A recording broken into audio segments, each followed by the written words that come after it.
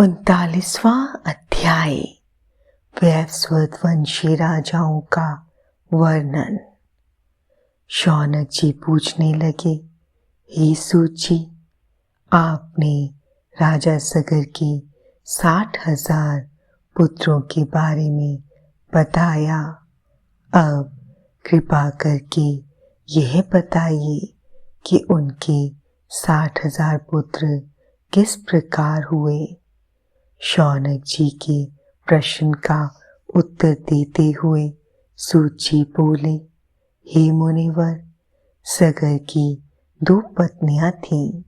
उनकी पहली पत्नी ने ऋषि और से 60,000 पुत्रों का वरदान मांगा था।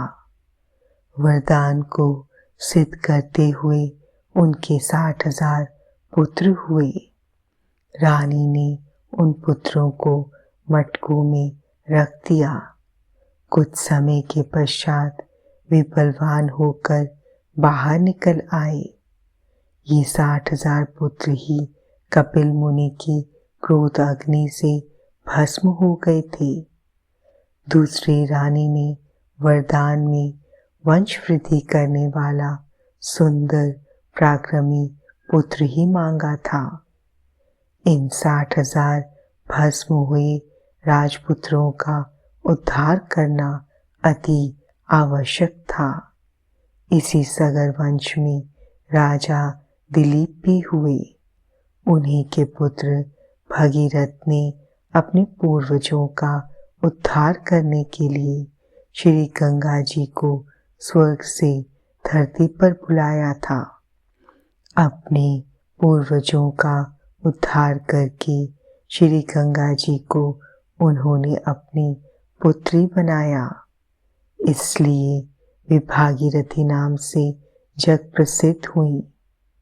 भागीरथी का पुत्र श्रुतिसेन, उनका पुत्र नाभाग, नाभाग का अम्बरीश, उनका सिंधुदीप, उसका आयुताजी, आयुताजी का ऋतुपर्ण, उसका अनपर्ण, उसका मित्रसह, उसका सर्वकर्मा, सर्वकर्मा का अनरण्य, अनरण्य का मुड़िध्रुव, उसका निषद और निषद का खटवांग, खटवांग का दीर्घबाहु, दीर्घबाहु का दिलीप, दिलीप का रघु, रघु का अज, उसका दशरथ एवं दशरथ के पुत्र के रूप में मर्यादा पुरुषोत्तम श्री राम का जन्म हुआ।